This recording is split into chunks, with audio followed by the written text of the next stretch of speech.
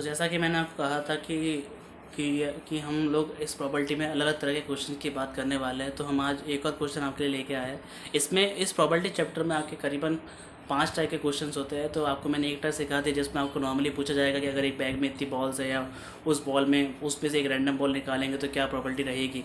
अगर same question आपसे dice के लिए पूछ लिया जाएगा, लेकिन डाइस में अगर आपसे ये पूछे कि एक डाइस को हमने फेंका है तो उस पर 2 के मल्टीपल्स आने का या 3 के मल्टीपल्स आने की प्रॉपर्टी क्या, तो आप इजीली निकाल लेंगे। लेकिन अगर क्वेश्चन में आपसे बोलेगा कि अ डाइस, जैसे मैंने यहाँ पे क्वेश्चन मेंशन किया हुआ है, आप समझिए यहाँ पर जैसे लिखा है कि a dice toss twice when what is the probability of getting the sum as 9 and 13। अब क्वेश्चन में आपसे बोला है कि एक डाइस को हमने 2 बार उछाला है।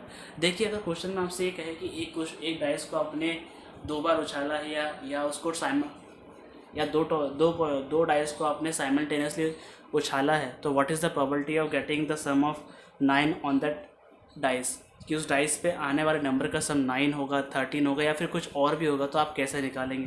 तो मैंने यहाँ पर आपको पहले यहाँ पर ये कुछ टेबल बना के रखी हुई है। इस टेबल का मतलब क्या है कि जब आप 2 डाइस को एक साथ फेंकेंगे तो पॉसिबिलिटीज़ क्या क्या है, क्या टोटल आउटकम कितने आएंगे और किस तरीके से क्या तरीके के आएंगे वो आपको पता होना चाहिए। अब ये पॉसिबिलिटीज़ कि अगर उन्होंने डाइस को फेंका, अगर एक डाइस को अगर एक बार टॉस किया तो पहली बार 1 आया उस पर, है ना, और दूसरी बार टॉस किया तो मान लो अगर 1 आया, ठीक है ना, या फिर सपोज 2 आ गया या 3 आ गया या 4 आ गया या 5 आ गया या 6 आ गया, क्योंकि पॉसिबिलिटीज़ है, ये सारी पॉसिबिलिटीज़ है। कहने का मतलब कि ये भी आ सकता है। तो हमारे पास टोटल आउटकम कितने हो गए, 36 हो गए। 36 कैसे हो गए कि सपोज अगर एक डाइस पे आपका एक ही आया, बाकी पे आके वो नंबर चेंज होता गया, फिर सपोज दूसरे पे 2 आया, बाकी पे आपका वो नंबर चेंज होता है, फिर तीसरे पे, फिर चौथे पे, फिर पाँचवें पे, फिर छठे पे, इस तरीके से आपके आउटकम्स आएंगे। तो हमारा टोटल आउटकम कितना हो गया, टोटल आउटकम कितना हो गया हमारा 36 हो गया। अब क्वेश्चन में, पहले क्वेश्चन में क्या लिखा था आपसे कि what is the probability of getting the sum as 9, कि उसका सम कितना आएगा 9। तो हमें पहले ये चेक करना पड़ेगा कि किन किन आउटकम में उसका सम 9 हो रहा है। तो हमें ये चेक करना पड़ेगा फेवरेबल आउटकम, कि जो फेवरेबल आउटकम है उसमें 9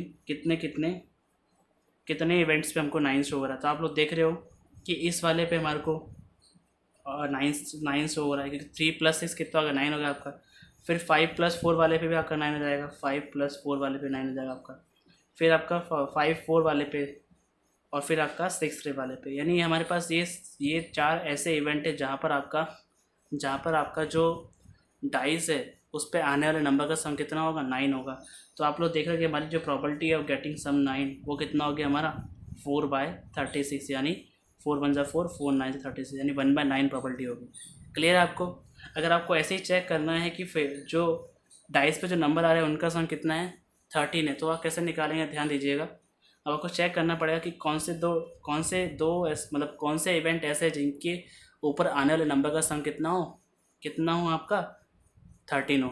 आपको पता है कि यहाँ पे 6 से लास्ट हमारे पास इवेंट रहता है टोटल आउटकम का, तो इसका सम करने पे कितना आ रहा है, 12 आ रहा है। यानी मैक्सिमम हमारे पास जो नंबर आ सकता है सम करने पे वो कितना आएगा, 12 आएगा, यानी 13 नहीं आएगा। तो हमारे पास फेवरेबल आउटकम कितना हो गया, तो आपका जो फेवरेबल आउटकम है वो कितना हो गया हमारे पास, 0 हो गया। तो जो प्रॉपर्टी ऑफ गेटिंग 13 वो क्या हो जाएगी हमारे पास, 0/36, यानी 0।